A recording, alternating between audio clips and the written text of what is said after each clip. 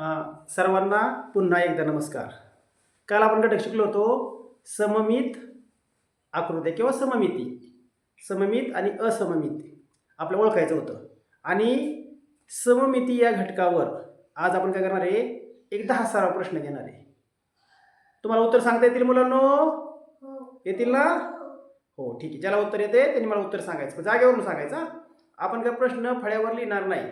मी तुम्हाला तोंडी प्रश्न सांगतो आणि तुम्ही काय करायचं, उत्तर मला सांगायचं. आता पहिला प्रश्न आपला, आता खालीलपैकी कोणते इंग्रजी मूळाक्षर सममित आहे? आता मी मूळाक्षर लिहिणार इथं 4 का, F G M P, F जी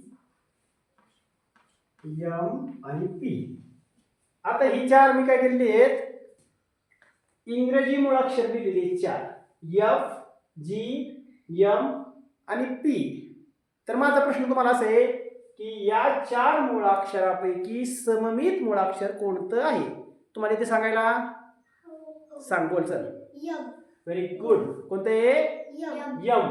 आता यम हे सममित कसं होतंय, तर काय करायचं आपल्याला लक्षात ठेवण्यासाठी बघा. असं जर आपण दुमडला यम इकडं, तर तंतोतंत याच्यावर तो काय होतो,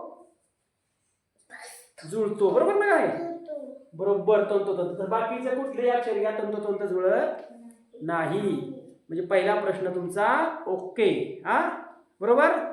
आता दुसरा प्रश्न तुमच्यासाठी, दुसरा प्रश्न.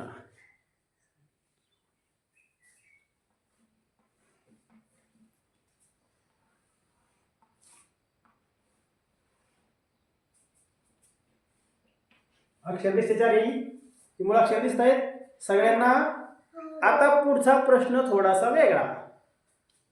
ही जी अक्षर दिलेली आहेत, या 4 अक्षरांमध्ये मूळाक्षर दिलेली इंग्रजी, याच्यामधील असममित आकृती किंवा अक्षर कोणतं आहे? असममित बरं का. आता कोण सांगेल? बोल. Very good. जोरात बोलायचं थोडं जेवढ्यासारखं. कोणतं? क्यू. बघा आता एला जर आपण उभी मारली तर तंतोतंत जुळण, हे पण जुळणार आहे आणि हे पण जुळणार आहे. पण क्यू हे अक्षर असं आहे की तंतोतंत जुळत नाही. जर याच्याऐवजी जर ओ असता किंवा तर तंतोतंत जुळलं असतं, पण हे जुळणार नाही. म्हणून आपलं उत्तर क्यू. म्हणजे पेपरमध्ये पर्याय क्रमांक 2 असा असणार आहे. समजलं? दुसरा प्रश्न, प्रश्न क्रमांक 3.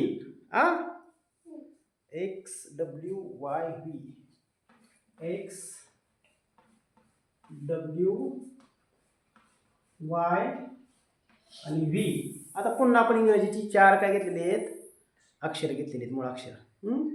आता माझा प्रश्न याला काय बघा,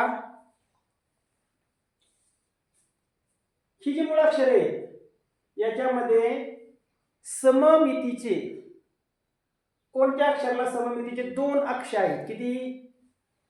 2 वेळा. मी 2 वेळा पण जर दुमडलं तर ते तंतोतंत जुळू शकतं. कोणतं अक्षर आहे? व्ही. आता व्ही असं जर दुमडलं तर एकच दुमडणार आहे, पण दुसरं कसं तंतोतंत जुळलं? कसं काय सांग? एकदाच होणार आहे. असं जोडलं की एकदाच दुमडणार आहे. असं जोडलं तर होईल का? नाही. बोला. 2 ठिकाणी पाहिजे आपल्याला. 2 तंतोतंत 2 ठिकाणी जुळलं पाहिजे. सांगा.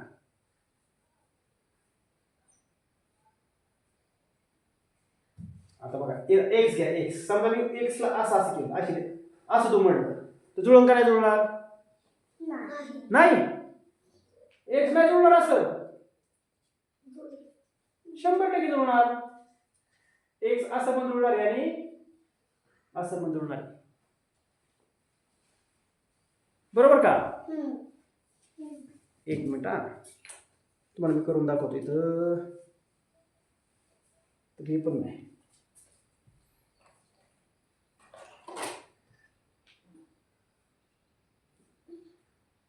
तुम्हाला मी नंतर करून दाखवतो कसं 2 अक्षरांच्या संदर्भात त्याचं उत्तर आहे आपला पुढचा प्रश्न.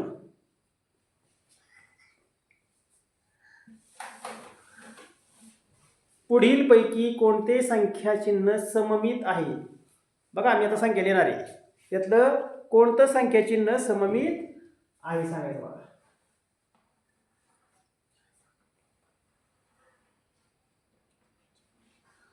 आता मी 2 3 4 5 असे 4 अंक दिलेले आहेत. त्यातला कोणता अंक असा आहे की सममित आहे, म्हणजे दोन बाजूने तंतोतंत जुळणार आहे घडी घातल्यावर? सांग. 4. Very good. कोणता? 4 हा अंक असा आहे की तंतोतंत जुळणार आहे. समजलं? पुढचा प्रश्न. गाई होत नाही जास्त नाही. ओके. पुढचा प्रश्न. आता तोंडी विचारतो, तुमच्या कंपास मध्ये जे कोन मापक असतं असं असतं बघा, माहितीये का? असं कोन मापक असतं.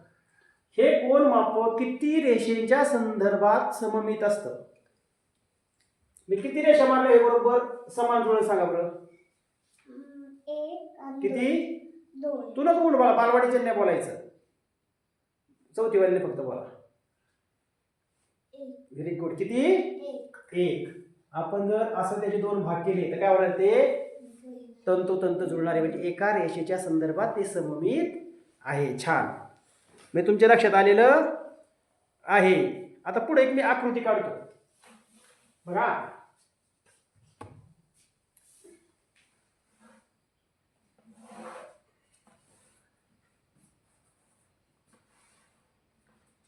आता ही आकृती काढलेली आहे.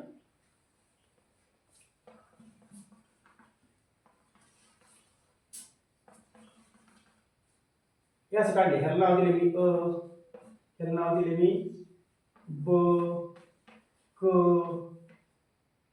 ड, य, र, ल आणि व अशी मी नावं दिलेली आहेत. मग मला काय सांगायचं, तुम्ही ही जी आकृती आहे ही आकृती कोणत्या रेषेच्या संदर्भात सममित आहे? अशी कोणती रेषे की त्या रेषेमुळे ही आकृती बरोबर दोन ठिकाणी तंतोतंत जुळणार आहे? पूर्ण नाव सांगायचं बरं का, असं पूर्ण. समजा असं तुमचं उत्तर ही रेषा असेल तर तुम्ही व ड असं सांगायचं, हे असेल तर ल क असं सांगायचं. अ आणि य. अ आणि य. Very good. म्हणजे ही जी रेषा आहे ह्या रेषेमुळे त्या रेषे बरोबर तंतोतंत दोन भाग होणार आहेत. आता पुढचा प्रश्न.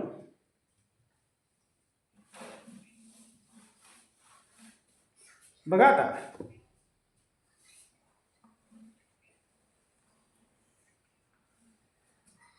ही पहिली आकृती आपली, ही दुसरी आकृती आहे, त्यानंतर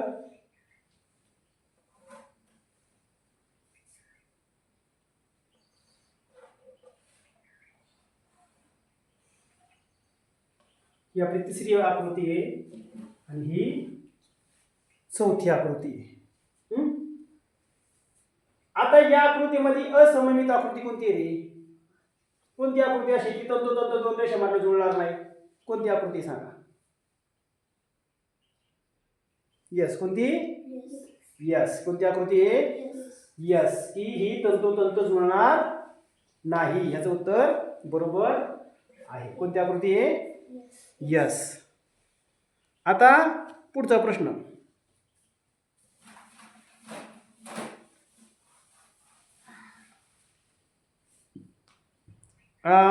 चौरस. बघा आता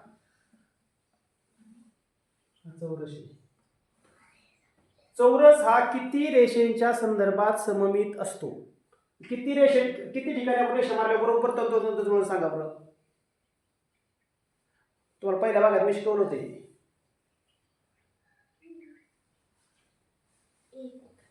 आता बघा इथं तुम्ही मोजा, मला सांगा.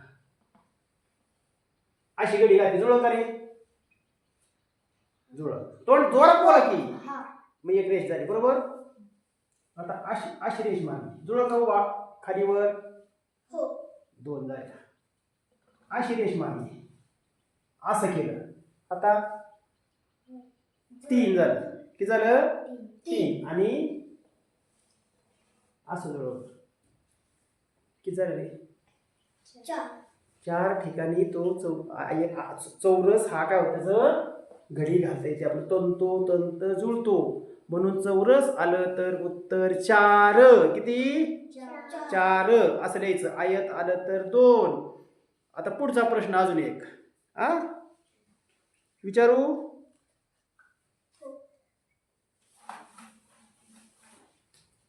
आता हा काय कोणत्या आकृती? वर्तुळ. तुम्हाला वर्तुळावर प्रश्न विचारतो. वर्तुळाला किती सममित अक्ष असतात? किती असतात? 0. मी तुमचं उत्तर इथं चुकलं. तुम्ही नीट लक्ष दिलं नाही. असंख्य ठिकाणी तुम्ही वर्तुळ काढा. एक पाना वर्तुळ काढा. कुठून पण तुमडा वर्तुळ हे तंतोतंत जुळतं. असंख्य. किती उत्तर आहे त्याचं? असंख्य. उत्तर काय येतं?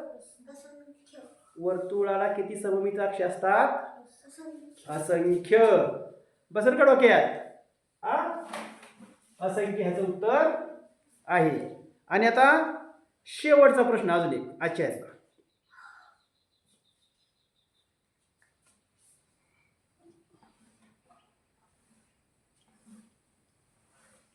ही एक आकृती. पुढचे एक पतंग काढू. त्यानंतर आयत आणि चौरस. आयत आणि चौरस. आता ह्या ज्या 4 आकृती आहेत या 4 आकृतीमधील एका रेषेच्या संदर्भात सममित असणारी आकृती कोणती? एका रेषे संदर्भात सांगा. पटपट पटपट. हा समभुज चौकोन आहे बघा. हा काय आहे? समभुज चौकोन. हा पुढचा काय आहे? नाव सांगा. पतंग. हा काय आहे? आयत. आणि हा काय आहे? चौरस. बरोबर. एका आता बघा ह्याच्या अगोदरचा प्रश्न आपण बघितला. चौरस हा किती रेषे संदर्भात सममित असतो? 4. किती? हे उत्तर आहे का? आपलं एकच पाहिजे फक्त उत्तर. एका रेषे संदर्भात कोण आहे? ह्याचं 4 उत्तर येते. ह्याचं उभं आणि आडवं. किती? ह्याचं किती? असं बघा. असं पण येईल असं पण येईल. एक. ह्याचं किती येईल रे? फक्त ह्याचं असंच येईल बघा. येईल का? असं केलं तर जुळणार नाही. म्हणजे उत्तर येईल पतंग. आलं लक्षात? सगळ्यांच्या डोक्यात बसलं का? घाई गडबडीत काय होईल एखादं उत्तर माझ्याकडून बोलताना चुकू शकतं बरं का. काय होते आपण काही उत्तर बघत नाही काय नाही. जर चुकलं असेल तर मला लगेच लक्षात आणून द्यायचं. सरी देत असं तुम्ही चुकी सांगितलं थोडंसं. कारण काय होतं आपण शिकवत असतो. शिकवताना माझ्याकडून चूक 100% होऊ शकते. चुकलं तुम्हाला आढळलं. मी ज्यावेळेस तुम्हाला वैयक्तिक शिकवत असतो त्यावेळेस चुकत नाही. पण शूटिंग करताना काय होतं थोडंसं घाई गडबडीत चुकू शकतं. चुकलं तरी मला लगेच सांगायचं की सरी चुकलं होतं आपण ते दुरुस्त करू. ओके. धन्यवाद.